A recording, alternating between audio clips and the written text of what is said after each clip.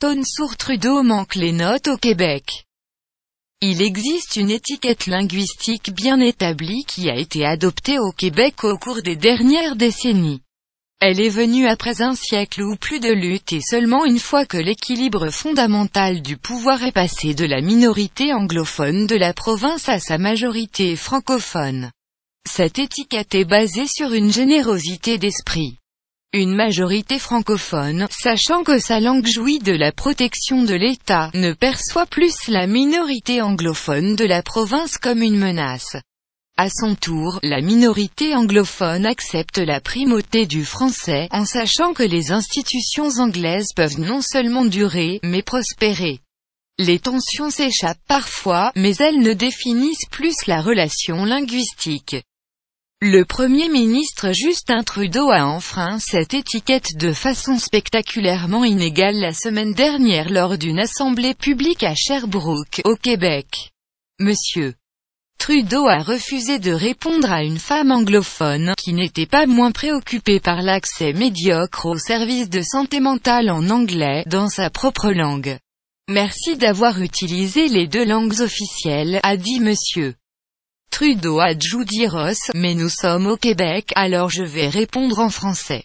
Margaret Went. Il y a juste un problème avec l'immersion française. Bien, plusieurs en fait. Andrew McDougall. Vous ne parlez pas français? Vous ne devriez pas diriger les conservateurs. Clôture de la classe. En tant que boom d'immersion française, les salles de classe anglaises rétrécissent.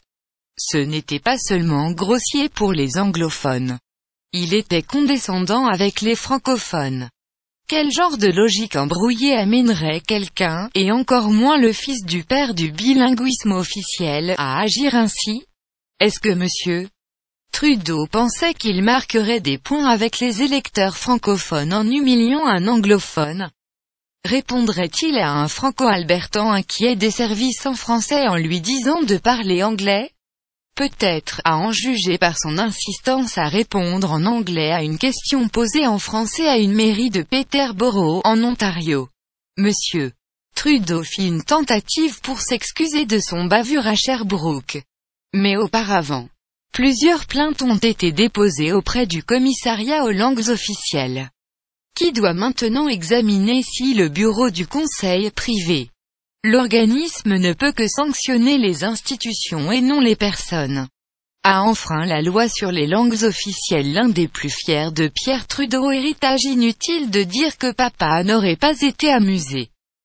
Ce que cet incident révèle, c'est que, contrairement à son père, Justin Trudeau n'a pas beaucoup réfléchi au rôle central que le langage a joué dans la formation de l'identité canadienne. Peut-être est-ce compréhensible pour quelqu'un qui pense que ce pays n'a aucune identité de base. Mais il n'est pas moins impardonnable que quelqu'un cherchant la direction du Parti conservateur en 2017 sans bousiller son cul pour être bilingue. Monsieur Trudeau ne maîtrise aucune des langues officielles du Canada avec la finesse de son père, et il serait peut-être injuste de s'attendre à ce qu'il le fasse. Mais s'il se souciait vraiment de préserver le statut de français pour lequel son père se battait et qu'il payait un prix politique si lourd, il ne serait pas en train de faire des cascades comme celui de Sherbrooke, mais de mettre un visage véritablement bilingue sur son gouvernement. Monsieur Trudeau a insisté pour ne nommer que des juges bilingues à la Cour suprême. Mais il s'agit d'une mesure discutable. Elle réduit le nombre de juges admissibles des provinces anglophones, visant davantage à marquer des points avec des francophones que d'engendrer des changements institutionnels. Cela dit que M.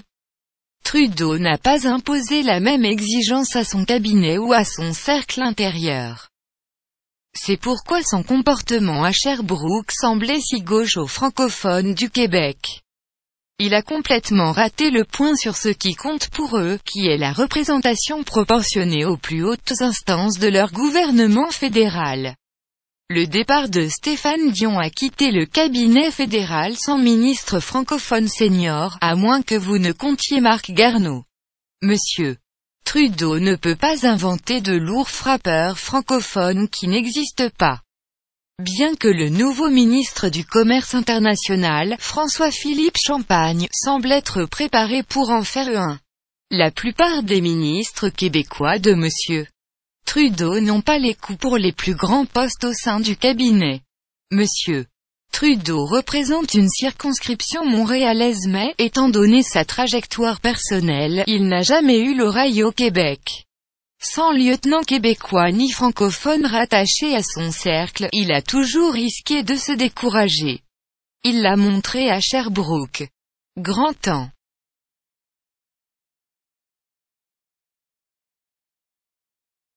It is important for me to demonstrate that I defend bilingualism, and I understand that in a town hall in which we are engaged with a broad range of Canadians who come out to hear from the Prime Minister.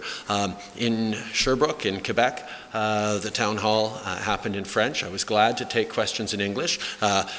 Surprised, to be quite frank, that there were as many questions in English at the town hall, but pleased that so many people from different backgrounds came out.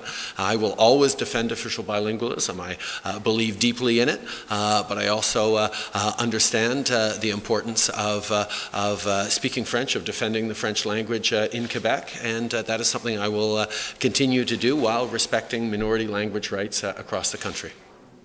J'aurais peut-être pu répondre en partie en anglais, en partie en français, et sur réflexion, ça aurait été une bonne chose à faire. Les prochaines fois, je vais m'assurer d'amener un peu plus de bilinguisme